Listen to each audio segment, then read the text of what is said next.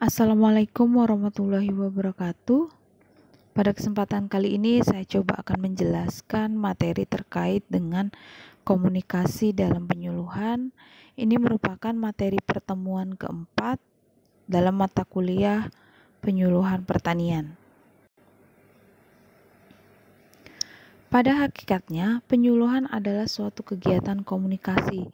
Kenapa? Karena kegiatan komunikasi ini adalah biasanya sasaran penyuluh dalam hal ini petani akan mengalami beberapa proses. Ya, yang pertama adalah mulai dari mengetahui, memahami, mentaati, dan kemudian menerapkan dalam kehidupan yang nyata.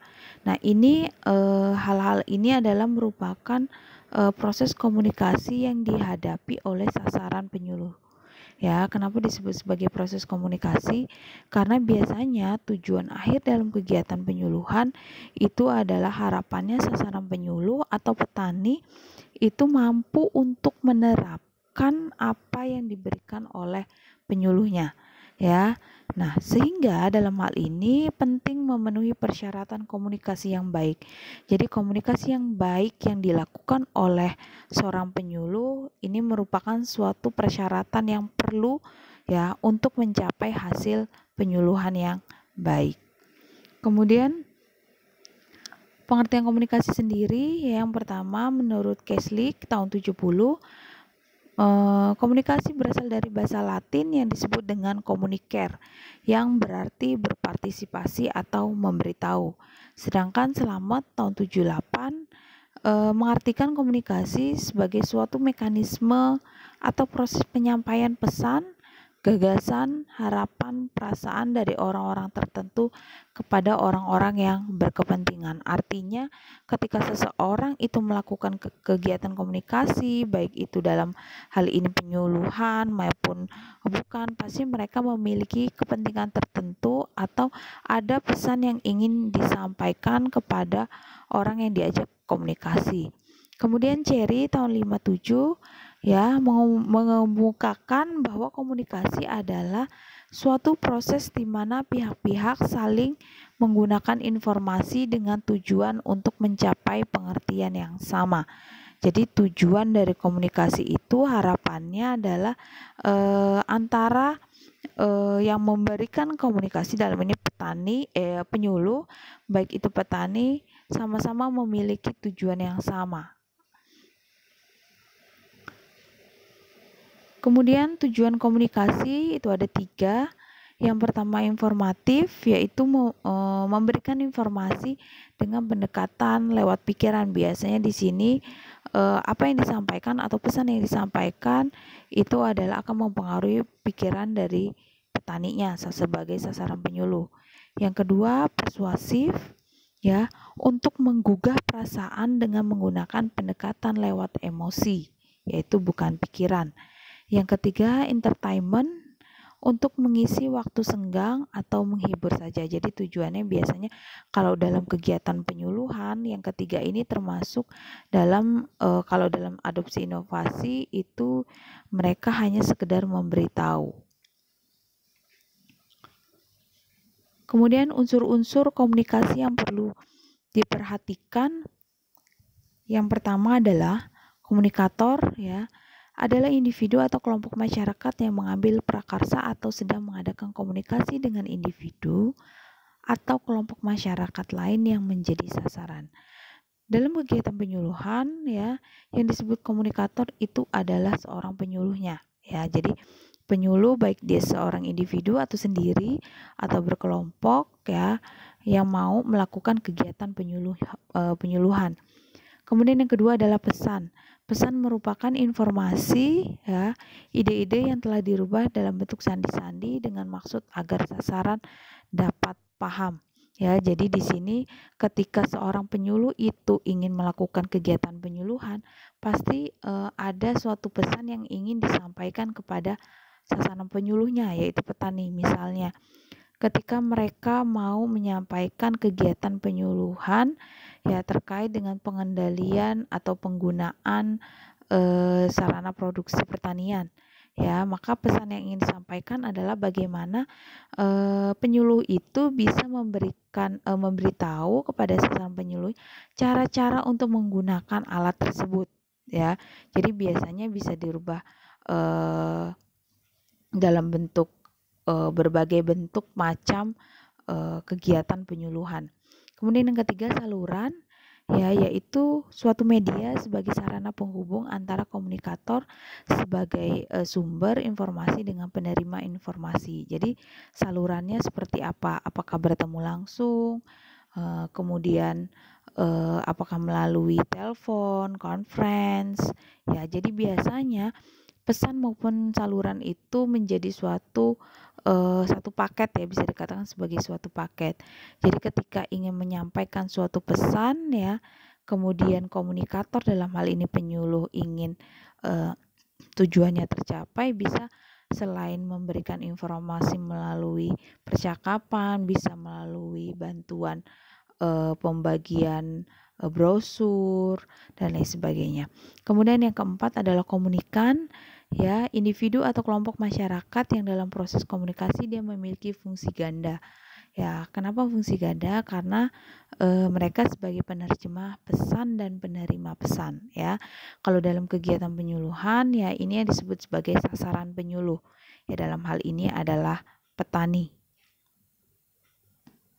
Proses perubahan perilaku dalam komunikasi yang pertama ada yang disebut dengan teknik persuasif, ya, yaitu bujukan, ya, yaitu dengan menerapkan komunikasi yang secara bertahap, ya, mulai dari tahap menggugah perasaan sampai dengan tahap tertinggi. Kalau dalam penyuluhan mulai dari penyuluh itu mempengaruhi petani, pikiran petani, ya, sampai dengan tahapan tertingginya apa? Mereka mampu atau mau menerapkan apa yang sudah diberikan oleh penyuluh itu sendiri. Kemudian yang kedua, teknik compulsion, yaitu paksaan. Biasanya dia melalui usaha menciptakan kondisi atau keadaan yang menyebabkan komunikan harus berubah pikiran, ya. Jadi jatuhnya adalah sebagai suatu paksaan. Kemudian yang ketiga, teknik profession, ya, pengulangan dengan melakukan komunikasi secara berulang-ulang tentang hal yang sama yang dipandang dapat merubah perilaku komunikan. Ya, jadi memang kalau dalam kegiatan penyuluhan biasanya lebih bersifat teknis, ya, yang memang dia pesan yang ingin disampaikan harus dilakukan secara berulang-ulang. Kemudian yang terakhir, teknik coercion, ya, coercion yaitu paksaan secara langsung, biasanya dia dengan memberikan sanksi ataupun hukuman. Ini merupakan bagian proses komunikasi, ya. Yang pertama adalah komunikator, ya, dalam hal ini penyuluh. Nah, di mana di sini komunikator memiliki pesan yang harus disampaikan kepada komunikan yang melalui media, ya. Kemudian di sini di mana harapannya, ya, apa yang dilakukan oleh komunikator ini adalah memiliki efek, ya, atau dampaknya, ya, yang berupa feedback, ya. Feedback ini bisa dia feedbacknya sesuai dengan yang diharapkan ataupun tidak sesuai dengan diharapkan. Artinya ketika dia sesuai dengan yang diharapkan, ya, apa yang menjadi tujuan dari komunikator itu bisa diterima oleh komunikan. Tapi kalau misalnya dia feedbacknya tidak berhasil, ya, apa yang disampaikan oleh komunikator atau yang menjadi tujuan komunikator itu tidak bisa dipahami, ya, atau mereka tidak memiliki pemahaman atau tujuan yang sama.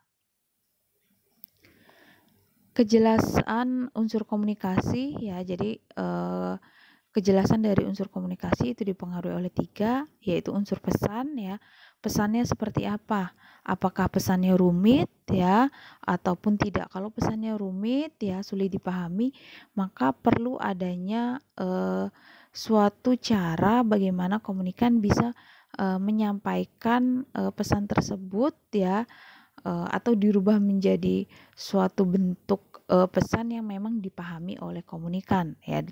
Kemudian yang kedua, unsur media atau saluran komunikasinya, ya. Kalau misalnya khalayaknya adalah banyak, ya, banyak orang kemudian tujuannya mau mempengaruhi sampai mereka mau menerapkan misalnya, maka saluran melalui misalnya pertemuan di balai desa itu tidak cukup efektif ya. Maka penyuluh pertanian yaitu perlu memilih saluran komunikasi yang memang dia bisa memberikan efek yang efektif terhadap apa yang ingin disampaikan, misalnya dibagi per kelompok ya dan lain sebagainya. Kemudian unsur penyuluh dan sasarannya ya. Penyuluh dalam hal ini yang melakukan kegiatan penyuluhan dan sasarannya adalah petani. Menyusun strategi komunikasi, yang pertama adalah peran komunikator dalam komunikasi ya, daya tarik dan kredibilitas. Makanya ketika kita mau melakukan suatu kegiatan penyuluhan ya, kita harus memiliki daya tarik atau kredibilitas. Jangan sampai artinya ketika kita mau melakukan penyuluhan ya, ada pesan yang ingin disampaikan. Tujuan kita adalah yang penting pesannya tersampaikan. Tapi bagaimana kita bisa melakukan kegiatan penyuluhan ya sesuai dengan keadaan sasarannya. Misalnya pada saat mau memulai kegiatan penyuluhan tidak langsung ke intinya, bisa menanyakan kabar, kemudian artinya adalah ada perhatian terhadap sasaran penyuluhnya. Kemudian pengajian tujuan pesannya seperti apa? Perlu tidak bantuan ya, perlu tidak misalnya dilakukan praktek, perlu tidak bantuan media ya. Yang ketiga adalah hubungannya sama masih seperti yang kedua, pemilihan media komunikasinya ya. Diperhatikan jumlah sasarannya seperti apa, efektif atau tidak ya. Kemudian yang keempat, memahami karakter khalayak ya, karakternya seperti apa ya, apakah karakternya petani yang memang sudah memiliki pengalaman, maka akan lebih sulit membujuknya, atau petani-petani baru itu biasanya akan lebih mudah untuk mempengaruhi. Kemudian menetapkan efek yang diharapkan ya, jadi tujuannya tujuan akhirnya adalah apa. Kemudian kegagalan komunikasi dapat diartikan sebagai komunikasi yang tidak mencapai tujuannya, yaitu komunikasi yang tidak memperoleh efek yang diharapkan oleh komunikator maupun komunikan. Ya, kegagalan komunikasi itu disebabkan dua hal. Yang pertama adalah komunikasi yang tidak efisien. Ya, yang termasuk dalam komunikasi yang tidak efisien, yang pertama penyebabnya adalah tujuan komunikasi. Ya, biasanya komunikasi yang baik itu memiliki tujuan yang jelas ya dan khusus, baik bagi komunikator maupun bagi komunikan. Tujuan yang tidak jelas itu biasanya akan menyebabkan kegagalan dalam komunikasi. Kemudian yang kedua, faktor kebiasaan ya, misalnya yang menyebabkan komunikasi itu tidak efisien, ucapan tertentu yang diulang-ulang ya, artinya yang memang dia tidak perlu adanya pengulangan. Kemudian gerakan yang diulang, mondar-mandir, yang dimana semua hal itu biasanya akan mengurangi efisiensi komunikasi karena komunikan akan terganggu konsentrasinya. Yang kedua, salah pengertian, yaitu pesan yang diterima komunikan tidak sesuai dengan yang dimaksud oleh komunikator. Ya, salah pengertian ini disebabkan oleh yang pertama perbedaan tujuan ya. Nah, biasanya disebabkan karena tidak adanya ya persesuaian atau kesesuaian tujuan komunikasi yang menjadi maksud komunikator dengan tujuan yang dikehendaki oleh komunikan ya. Kemudian yang kedua, respon bukan sasaran ya. Yang ketiga, latar belakang sosial ekonomi yang berbeda, misalnya tingkat pendidikan, bahasa, dan lain sebagainya. Menuju komunikasi yang efektif, ya komunikasi akan berhasil bila memenuhi beberapa pertimbangan. Yang pertama, adanya kepentingan bersama, ya, atau berimpitan kepentingan komunikator dengan komunikan. Ya, jadi memang mereka memiliki tujuan yang sama, kepentingan yang sama, itu biasanya akan komunikasi yang dilakukan akan menjadi lebih efektif. Kemudian yang kedua, pesan yang disampaikan oleh komunikator merupakan pemecahan masalah yang dihadapi oleh komunikannya. Ya, biasanya di sini kalau memang kasusnya seperti yang kedua, itu biasanya komunikan akan memberikan respon yang positif ya. Adanya kepercayaan komunikator mengenai kebenaran pesan yang disampaikan, dan komunikator yakin bahwa dirinya merupakan sumber yang dipercaya oleh komunikan. Yang keempat, pesan yang disampaikan ya ditujukan untuk tercapainya situasi baru di dalam mana keduanya memiliki kepentingan yang sama. Jadi kepentingan keduanya itu adalah sama. Ya. Demikian penjelasan dari saya akhiri. Assalamualaikum warahmatullahi wabarakatuh.